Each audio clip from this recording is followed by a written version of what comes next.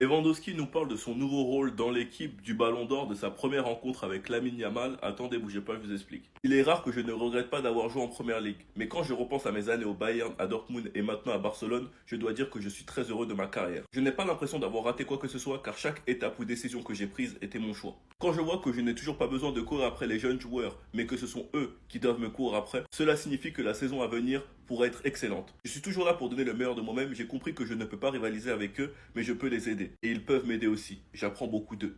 Bon, maintenant, ce qui m'intrigue, les gars, c'est que pour la dernière saison de Robert Lewandowski, quel rôle il va avoir, sachant qu'il y a Ferran Torres et Rashford.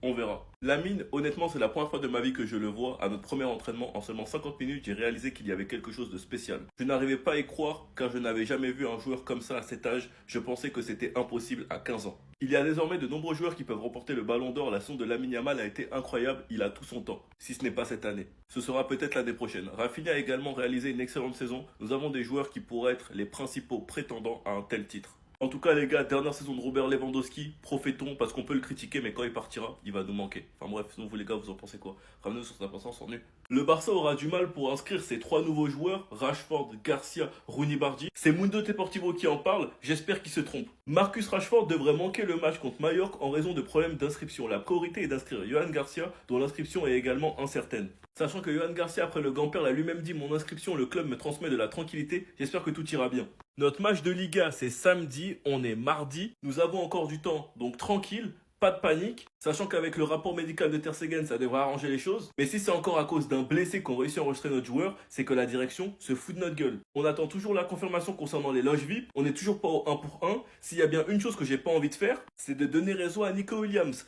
Parce que si nos recrues ne sont pas enregistrées avant le début de la Liga, ça voudra dire une chose, que Nico Williams a fait le bon choix, que Nico Williams avait raison, que le pressing sur Nico Williams est officiellement annulé. Car pourquoi on va presser un joueur qui voulait des garanties d'être enregistré, qui les a pas eu, et au final, les joueurs qu'on a recrutés ne sont pas fait enregistrer dans les temps. Le pressing sera annulé. Donc j'espère vraiment que tout est faux, que la Porta sait ce qu'il fait, parce qu'on passera encore une fois pour des clowns et j'ai pas trop envie. Enfin bref, sinon vous les gars, vous en pensez quoi? Ramenez-nous sur sa pensée, on s'ennuie. Lewandowski a lâché une interview, ce qui concerne sa carrière, Lamine Yamal, Ballon d'Or aussi, son rôle de mentor au FC Barcelone, bref, on en parle tout de suite. Juste avant, j'aimerais rappeler quelque chose. Il nous a tous choqués en venant, en fait. Une période où c'était tellement chaud. Je vais même pas parler de décomposition, mais regardez dans quelles conditions on avait fait l'annonce. Quelques jours plus tard, donc le 5 août, à midi, il va se présenter devant 57 000 personnes. Enfin bref, voici ce qu'il a dit concernant Lamine Yamal. La saison de Lamine Yamal a été incroyable, il lui reste beaucoup de temps, si ce n'est cette année, peut-être l'année prochaine. Rafinha a également fait une saison incroyable, nous avons des joueurs qui pourraient être favoris pour gagner ce prix. Logique. Concernant le premier entraînement, il est revenu aussi de Lamine Yamal à 15 ans. Le premier entraînement de Lamine Yamal, je n'arrivais pas à y croire car je n'avais jamais vu un tel joueur à cet âge-là. Je pensais que c'était impossible à 15 ans. Il a atterri le marché. Concernant son rôle de mentor envers les jeunes, il a déclaré également: j'ai compris que je ne peux pas rivaliser avec les jeunes sur certains points, mais je peux les aider et ils peuvent aussi m'aider. J'apprends beaucoup avec les jeunes, pardon. Ils t'aident à faire des teintures, toi tu les aides à gagner. Voilà, mentalité de vainqueur, il va beaucoup nous manquer la saison prochaine. Waouh. Enfin, concernant sa carrière, il a déclaré en fait ne pas regretter de ne pas être allé en PL, pardon. Quand il fait l'analyse de sa carrière, en fait, il se rend compte que il est très fier de sa carrière. Donc à Barcelone, première saison, Pichichi, vainqueur de la Liga et la Supercoupe. L'année compliquée avec la blessure en début de saison, puis en plus le style de Xavi. Bref, je vais revenir sur cette année. Là, en février, je crois, fin de février, début mars, 34, il fait mieux que sa première saison. On a tous des buts marquant Lewandowski, je pense. Ce crochet-là, il marque derrière. Le poster contre le Real Madrid de la tête. But de 9 qui va se créer tout seul en sortant du marquage contre le poitrine. But derrière. Giron, où il a réussi à mettre ça entre les jambes et marquer. Bref, un but de renard des surfaces. Même encore contre Valence. Et puis même la Sociedad. Bref, il y a trop de buts. Il va vraiment nous manquer. Il faut gagner la Ligue des Champions pour lui, pour le football. Obligé. La Liga n'a même pas commencé et Madrid pleure déjà et refuse que le 17e match du Barça soit délocalisé. Après la chaîne télé du Real qui parle du fait que le Barça ait plus de temps pour se préparer. La terrible nouvelle aujourd'hui que la RFEF communique que les désignations arbitrales seront désormais annoncées un jour avant chaque match, contre 48 heures auparavant. Cette mesure vise à éviter les potentielles pressions des clubs envers les arbitres. On sait tous ils parlent de qui. Car il n'y a qu'un club qui a une chaîne télé qui s'amuse à mettre la pression sur l'arbitre, jusqu'à l'harceler et le faire pleurer. Enfin bref. Maintenant, le Real Madrid n'est pas du tout d'accord pour que ce match se joue à l'étranger, le match Barça-Villarreal. Et personnellement, les gars, je taquine, mais sur ce point-là, je comprends tout à fait le Real, parce que de base, le Barça devait jouer un match à l'extérieur contre Villarreal. Finalement, ils vont le jouer aux États-Unis, sachant que c'est censé être un gros match de Liga, donc au final, celui qui est avantagé, c'est le Barça. Même si le but de ce match est de faire connaître le championnat à de nouvelles horizons, ça ne change pas le fait que c'est moins équitable pour les autres équipes, et notamment pour nos rivaux. Donc, je comprends tout à fait leur rejet. Reste à voir comment ça se passera. Que Barcelone a accepté, Villarreal a accepté, la Liga et Tebas ont accepté. La Fédération espagnole de football a accepté. Le Real Madrid a refusé et il manque la FIFA et l'UEFA. Et c'est à ce niveau-là que le Real veut faire barrage. Enfin bref, on verra comment ça va se passer au final. Sinon vous les gars, vous en pensez quoi? Comme nous sur 5%, on s'ennuie.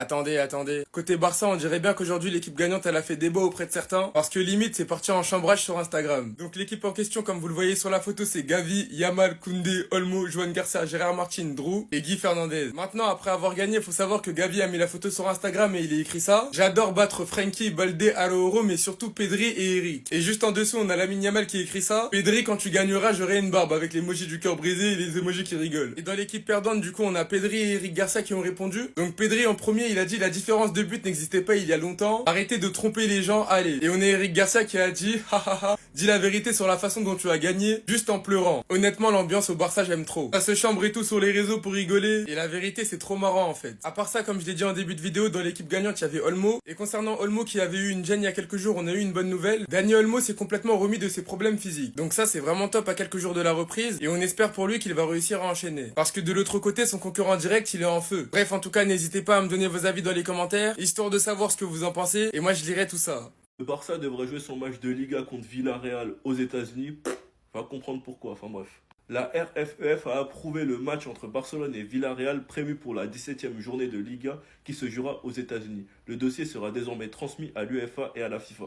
Barça recevrait 5 à 6 millions pour jouer à Miami. Villarreal recevra plus pour compenser leur billetterie. Parce qu'au cas où vous savez pas, c'est Villarreal qui joue à domicile de base. Sachant qu'on sait tous que jouer à domicile de base c'est un avantage. Donc là ils se désavantagent pour de l'argent. Va comprendre parce qu'au final le Barça eux ils sont tout bénef. Même s'il est vrai qu'il y aura le décalage horaire, qu'il y aura le voyage, c'était un match à l'extérieur. Nous savons tous que dans le monde, il y a plus de supporters du Barça que de Villarreal. Ce qui veut dire que logiquement, ils vont se trouver dans un stade où il y aura plus de supporters du Barça que de Villarreal. Alors que de base, ce même match, ils devaient le jouer à domicile. La bonne nouvelle, les gars, c'est qu'on pourrait retrouver nos légendes. Jordi Alba, Suarez, Messi, Busquets. Et on va pas se mentir, les gars, que ce serait incroyable. En tout cas, j'espère qu'ils vont pas nous mettre le match à une heure bizarre. Mais vu la hype et la cote que le Barça a pris, ça m'étonnerait pas qu'on retrouve plein de stars durant ce match. Des rappeurs, acteurs, enfin bref. J'espère qu'à cette période-là, on n'aura pas un calendrier trop chargé. Donc vous les gars, vous en pensez quoi? Ramenez-vous sur 5%, on s'ennuie. En fait, la Fédération Royale d'Espagne, en fait, on doit être votre ennemi et vos amis à la fois, en fait, c'est ça. La Fédération Royale d'Espagne a notifié à l'UEFA la possibilité, Villarreal, Barça, du coup, à Miami. Mais une équipe corrompue, t'en voulais pas? Une équipe que tu voulais envoyer en deuxième division. Maintenant, c'est eux que tu veux utiliser pour aller rayonner là-bas, montrer le football, parce que c'est pas le sport principal là-bas. Ah ok, d'accord. Donc tous ces trucs là, les enregistrements avec Gavi, Olmo, Pau Victor, les cas Negreira, hein, que c'est la fédération qui a conduit à ce qu'il y ait une enquête, etc., jusqu'à aller dans les locaux du FC Barcelone fouiller s'il n'y a pas des trucs. Ça fait depuis 2023 qu'on attend des preuves d'ailleurs. N'est-ce pas Tebas? Parce qu'il est venu publiquement dire en fait que le Barça a corrompu, en mode on a corrompu là. Là maintenant ça va utiliser le Barça comme port étendard pour faire briller le championnat. C'est quoi en fait? C'est quoi le délire? Donc en Espagne là-bas ça nous jette dans la boue, mais au monde entier ça veut faire genre en mode ouais c'est le Barça qui rayonne. Et lui-même disait, Tebas disait quand même que le Barça pouvait finir en deuxième division. Et on avait tous dit quasiment à l'unanimité que le Barça s'ils sont pas là, vous croyez vraiment que les gens vont regarder la Liga? Je te dis c'est pareil pour le Real, hein, si le Real descend en Segunda, qui va regarder le Barça? En vrai de vrai. Et la Liga surtout. Et eux non. Faut faire de l'argent. En plus les fans de Villarreal ils sont comment dire ça en étant poli, ils se font carte. Pas de match à domicile.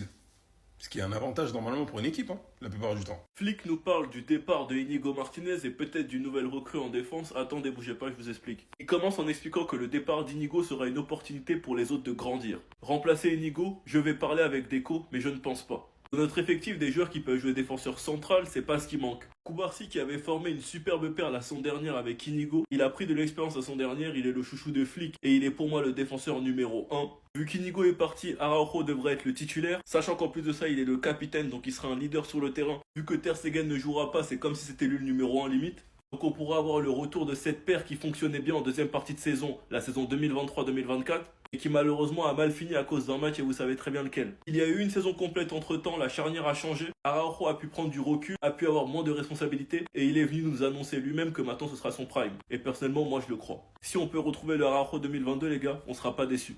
Sachant que Koubarsi a pris le numéro 5, et franchement les gars, qu'est-ce que ça fait plaisir. Et peu importe les gars, dans tous les cas, nous avons plein d'autres alternatives. Christensen, s'il est en forme et qu'il se blesse pas, Eric Garcia qui veut un rôle bien plus important, Koundé qui peut rejouer dans l'axe pour dépanner, et Gérard Martin une nouvelle idée de flic. Enfin bref, sinon vous les gars, vous en pensez quoi? Ramenez sur ta patience s'ennuie. Pour ceux qui avaient des doutes concernant l'avenir de Ferran Torres et Fermin Lopez, les deux resteront au Barça. Attendez, bougez pas, je vous explique. Fermin Lopez l'a lui-même dit après le match, je suis heureux d'aider l'équipe, beaucoup de choses ont été dites, mais je vais continuer à défendre ces couleurs, que les supporters se rassurent, je travaille dur. Concernant Fermin Lopez, il n'y avait pas de doute, mais qu'il le confirme lui-même, ça fait toujours plaisir, qu'il montre son amour pour le club, ça fait toujours plaisir. Et comme je vous l'ai dit, j'espère que cette saison, il aura bien plus de reconnaissance, car ça fait 2 saisons qui se déchirent, 2 saisons que pour moi il est au niveau, et qui pour moi méritent beaucoup plus de temps de jeu. Sans pour autant dénigrer Dani Olmo, parce qu'un Dani Olmo en forme, les gars, ça fait très mal, je vous le dis. Et concernant les rumeurs, Fabrizio Romano a rapidement démenti les rumeurs sur Ferran Torres, en expliquant que malgré les rumeurs, Al Nasser ne travaille pas sur un transfert de Ferran Torres, aucun contact n'a eu lieu et Ferran ne se concentre que sur le Barça. On n'attendait pas moins de sa part, Ferran Torres qui a été archi critiqué, c'est pas la saison où il commence à recevoir de l'amour des supporters qui va partir, ce n'est pas logique. Sachant qu'au vu de l'âge de Robert Lewandowski et en plus c'est sa dernière saison, Ferran Torres a quelque chose à gratter. En tout cas les gars, accrochez vos ceintures car la saison commence bientôt, la Liga c'est dans quelques jours. En plus de ça, dans quelques semaines, il y aura aussi le tirage de la Ligue des Champions. Fermin Lopez commence déjà à envoyer un message à la concurrence. Flic, j'espère que tu as vu. Enfin bref, sinon vous les gars, vous en pensez quoi? Ramenez-vous sur ta personne, on s'ennuie.